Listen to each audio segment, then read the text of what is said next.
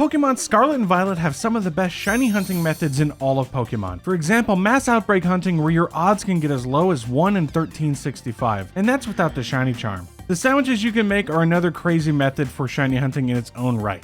So with that said, I'm going to beat Pokemon Scarlet, but I can only use shiny Pokemon. Before the video gets started, I just wanted to say thank you for all the support everyone has shown me lately. Things like this inspire me to keep going, so I thank you from the bottom of my heart. Also, I will be giving away all the shinies I find during the run, and I'll be giving away a shiny Rayquaza from the event. So look at the pinned comment down below to find out how you can win these shiny Pokemon. Alright, with that out of the way, let's get going with the run. Enjoy. I start the run by naming myself Snorlax and making my character as shiny as possible. Ready to go, I head downstairs to meet my mom and the director of the Naranja Academy, Clavel. Eager to start my journey, I grab my hat and backpack, ready to start hunting shinies. The director and I head outside and he shows me the starters of the game who are unfortunately all shiny locked. I then made my way down the road to meet Nemona, the rival of this region, and she's one of the better rivals we've had in a long time. Next on the to-do list was to choose a temporary starter to start off the run. After that, Nemona challenges me to my first battle and I easily beat her with Fuecoco. My mom bids me a final goodbye and hands me a sandwich. Nemona then attempts to teach me how to catch Pokemon, but it wasn't shiny, so I knocked it out instead.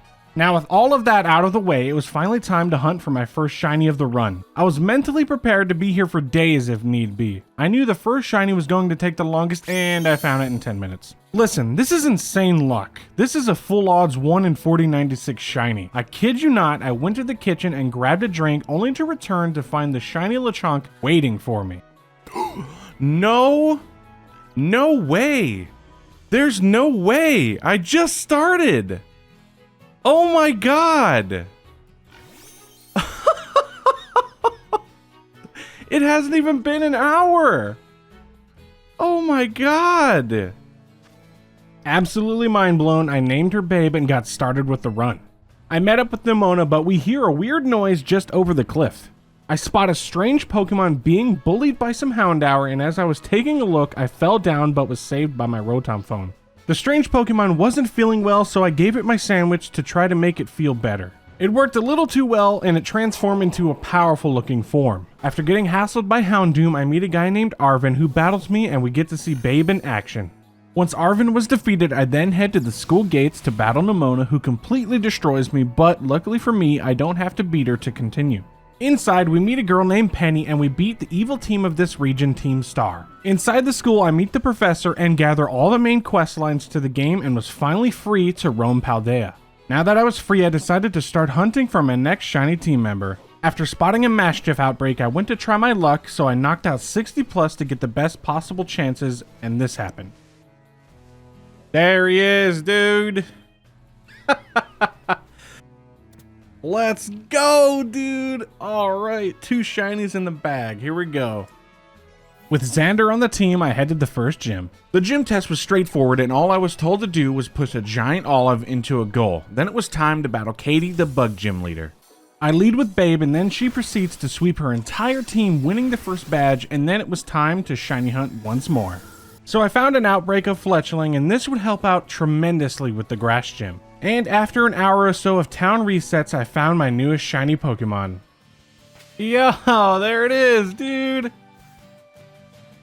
There it is. Yes, dude. I'm lost for words. These have been super fast hunts.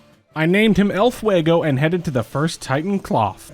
Xander easily takes down the Titan, unlocking the first Koraidon upgrade, which will allow me to sprint. It was now time to head to the second gym leader. After gathering all the Sunflora, the gym test was complete and now it was time to challenge Brassius. I start off the battle with El Fuego, who takes out his first 2 Pokemon, but goes down to his Sudowoodo. But Xander was able to finish out the battle, scoring me the second gym badge.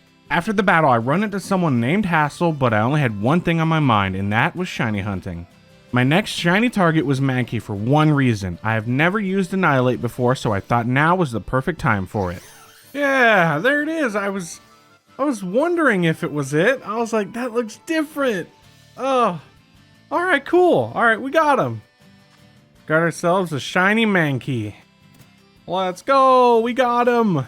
We got our monkey boy. I named him Vengeance and then went on to the first Team Starbase. El Fuego makes quick work of the Starmobile and Mello was defeated. After the base battle, Penny shows up out of nowhere, but I think nothing of it for now and head straight to the next Titan, Orthworm. With another Titan defeated, Koraidon unlocks the ability to jump higher. Arven then gives his Mabostiff an herba sandwich to hopefully make it feel better, and I gotta say, the Arven storyline is one of the best ones in the entire game, and I hope Game Freak does more stories like this in the future. Once again, it was time for a shiny hunt. I chose Paldean Wooper and I managed to find one just in the nick of time. Oh my god. Shiny Wooper, man. We got him. Oh. This outbreak was about to end. It is 2 minutes to midnight, and I am exhausted. There he is. We got him. Now I can go to bed. I'm so tired. The next day came around and I did another shiny hunt, and it was for one of my favorite Gen 1 Pokemon. Hey, there is Blue Voltorb, man. We got him. Now I just gotta catch him. We got him. Let's go, dude. We're moving very fast through this challenge. With Mint added to the team, I went straight over to the Titan Bombardier, where Mint absolutely destroys it. Another sandwich later and Koraidon can now surf, and Arven's Mabostiff seems to be getting better. I headed to Levincia to face the next gym, but was stopped by Nemona for a battle. She was easily defeated, and now I can continue with the run. After a Where's Waldo session, I can now challenge the third gym leader, Iono. This battle was also a cakewalk with King and some performance enhancing items, thus awarding me with a third gym badge. After the gym, I met the champion Gita, but I figured it was time for a shiny hunt. Oh, there it is, dude! Shiny Rolts! Let's go! Let's go, dude! Oh, we got the Rolts. Yes! I named him Alpha and went over to another Team Starbase, but I didn't realize that this one was technically supposed to be the first one, so I was a bit overleveled. With another Team Star leader defeated, I made my way to the fourth gym, only to be sidetracked to return a misplaced wallet to the gym leader who was in quite a rush. All this gym test was is a bidding war for some herbs, but as weird as it was, I got it done. At last it was time to face Kofu, the fourth gym leader who specializes in water types. Xander takes out Veluza with a Thunder Fang, Mint uses Charge Beam Okoing Wug Trio, and King hits a Terra Poison Jab on Crabominable. With the fourth gym badge in hand, you guessed it, it's shiny hunting time. Oh, there he is! Let's go! Shiny Pupitar! Wow, I thought that was going to be a lot harder to see. There we go. Let's go, dude. Got the shiny Pupitar. Let's go. With Gojira added to the roster, I went over to the fifth gym to start the test. And I totally didn't look up the answer for this. Totally. Larry wasn't much of a challenge, and Vengeance OHKO'd his entire team with Brick Break. Following an uneventful battle with Nemona, I proceeded to challenge the sixth gym leader, Rhyme. She specializes in double battles, which happens to be my favorite way to play. I lead with Xander and Vengeance against her Mimikyu and Baynet. Vengeance starts off with a Shadow Claw, knocking out Baynet, and Xander hits Mimikyu with a Crunch, breaking its disguise. Mimikyu gets one shot by Vengeance using Shadow Claw, and Houndstone comes out in Baynet's place but gets taken down by Xander with another Crunch attack. Rhyme then sends out her ace Toxtricity and terrestrializes, but it gets destroyed by another Shadow Claw from Vengeance, winning me the 6th gym badge. Now it was time for 3 back-to-back shiny hunts, and one of them was full odds while I was running around. Oh wow! Oh my god! That was so fast! Shiny Riolu! I just started the hunt! Oh my god. I was just saying this was gonna take forever. There we go. We got him. Riolu is in the bag. This Bramlin turned out to be a full odds shiny, which was super cool, and I still had the Riolu sandwich going at the same time, which was mind-boggling. No way! I thought that looked different. Oh my god, dude. I was like, is that shiny? Oh my god, dude. Shiny Bramblin. That's my first one. Oh, wow, dude. These shinies are rolling in. I was like, that looks super different. Oh, we're gonna name him Tumble. The next hunt was Numel, only for the fact that I think Camerupt has one of the coolest shinies in the game. Hey, there he is. Shiny Numel, baby. That was so fast. Look at him go. Little baby boy. These hunts today have been phenomenal. Excellent. They've been so fast. Unbelievably fast. With Kid, Tumble, and Lucy all added to the roster of shiny Pokemon, I went to challenge another Team Starbase leader, Atticus. Vengeance takes down his Skuntank, and Gojira takes down his Reveroom, and Vengeance finishes off his Muck and the Starmobile for the win. After that, I decided it was time to take down the last two Titans for the last Koraidon abilities. Once that was completed, Arven's Mabostiff made a full recovery, and I really have to say this one more time. Arven's storyline has got to be one of the best stories told in Pokemon in such a long time. This is such a relatable story path, and it hits close to home for me because I lost my dog Lucy a couple of years back. But I still have a challenge to beat, and while I was training up my Pokemon, this happened. Is that a shiny Heracross? No way! No way, dude! That's actually insane. What? That's full odds. And a crit capture. Oh my god. There is no way. I was just out here training. I'm lost for words, dude. What? After that amazing random shiny, I made my way to the 7th gym, but was once again stopped by Nemona for another battle. Vengeance takes out her Lycanroc with a Brick Break and her Sliggoo with the Phantom Force. Her Palmot is sent up against my Gojira, who uses Earthquake for the Oko. And last but not least, El Fuego then hits her Meowscarada with Flamethrower, knocking it out and defeating Nemona. After a very awkward emotional spectrum gym test, I can now take on the 7th gym leader, Tulip, who specializes in psychic types. I wish I could say that this gym was hard, but Xander literally swept her entire team with no issues. With the 7th gym badge, I went straight to the second to last Team Starbase, and this place really shows how laggy these games get. Gojira stomps out Ortega's team and the Starmobile with ease, putting me one step closer to completing the challenge. Now it was time to get the last gym badge from Grusha, who is an Ice-type trainer, but I had to do some Koraidon skiing for the gym test. With a couple of Swords Dances and some Brick Breaks from Peach, she was able to sweep Grusha's team, earning me the 8th and final gym badge. After the gym battle, Geeta and Nemona stopped by to let me know that I can now challenge the Elite Four, but I wanted to get one more shiny, but sadly I didn't record the reaction. Alright, so I wasn't recording, but I did end up catching the shiny Phanpy, and I named her Dumby. Here she is, right here. Little cute baby girl. I got her. I got her like 5 minutes ago, but I forgot to save the recording like an idiot. It's late. But we got her, and I'm ready to go. Let's do this. I finally reached the last Team Starbase to take on its leader, Eerie. The battle wasn't too tough, and I quickly defeated her, opening the way for me to confront the main Team Star leader. I have no idea who it could be, though. What a total mystery. I then met up with Arven, and we find out that Professor Sada is down in Area 0, and she wants us to bring her the Scarlet book for some reason. With this new task, Arven decides to test me to see if I have what it takes to go down into Area 0. After showing Arven that I've got what it takes, he then tells me we'll need some extra help getting down to the bottom of Area 0.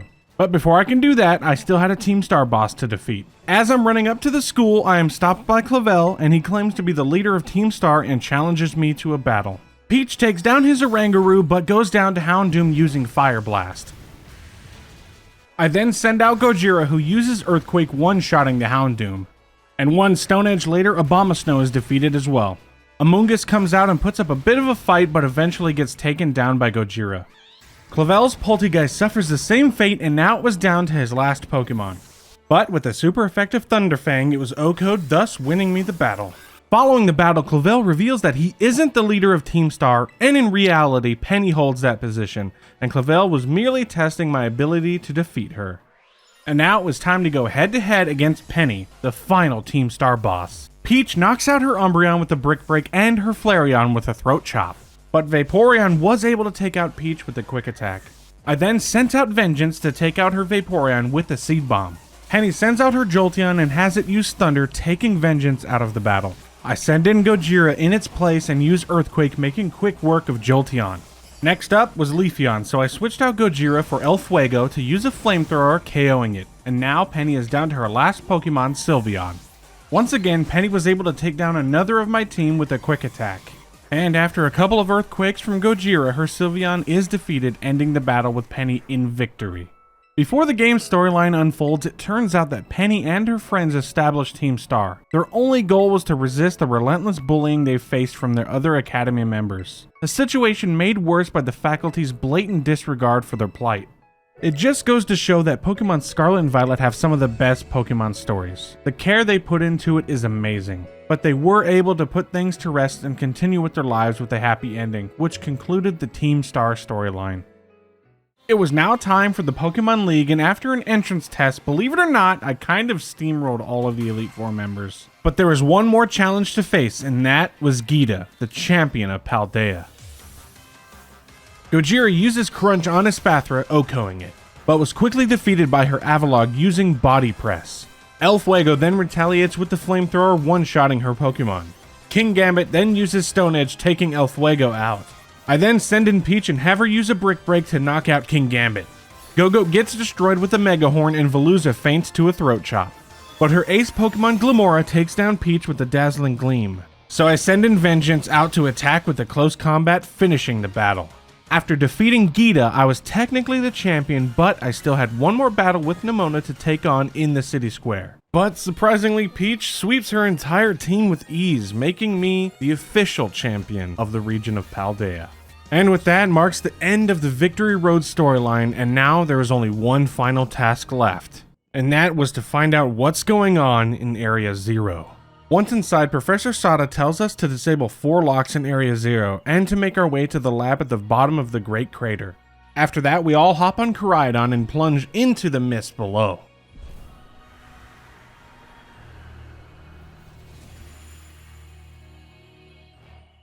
Once we landed, Koraidon got scared for some reason and refused to come out of his Pokeball. But we still had a job to do, so we made our way through Area 0, and with each lock we disabled, things got weirder and weirder. At last, we made it to the main lab, but the door was locked and all we had to do was hit the switch. Though Professor Sada warns us that as soon as we activate the switch, to expect company. As we activate the lock, another Koraidon comes out of nowhere, revealing the reason why our Koraidon is scared. After that, as Sada said, an army of weird-looking Pokemon come out and attack. Luckily, we were able to defend from the weird Pokemon. I then made my way inside to find Professor Sada, but only it wasn't Sada, and she reveals that she's an AI and the real professor is dead. We step into an elevator and she tells me that the reason we're here is to stop a time machine because if we don't, prehistoric Pokemon will come through and destroy the current ecosystem. After that, we arrive in the time machine main chamber, and Professor Sada informs me that in order to disable the machine, we must place the Scarlet Book in the center. She then warns me once this happens, a defensive protocol will activate and we will have to defeat her. I went ahead with it anyway and prepared for the next battle to come.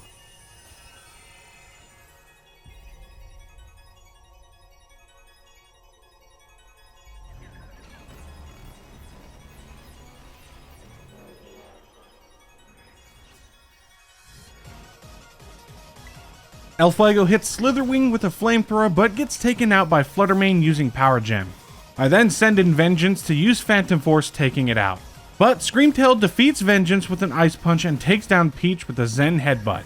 Gojira then uses Crunch for the knockout. I tried to have Alpha do something, but it was hit with a Sucker Punch, defeating it. I used a Max Revive on Peach and she was able to hit Brute Bonnet with a Mega Horn, OHKOing it. Peach then sends the Sandy Shocks packing with a Brick Break. AI Sada is now down to her last and most powerful Pokemon, Roaring Moon. And with one Dragon Claw, Peach was defeated. After a ton of item stalling and switching out, Roaring Moon finally goes down to Gojira's Sandstorm ability, putting an end to AI Sada. Seemingly from out of nowhere, Sada has one more Pokemon. It was the other Koraidon we saw earlier. I tried to battle it, but my shiny team was locked in their Pokeballs. And when at the last second, our Koraidon steps up to the challenge.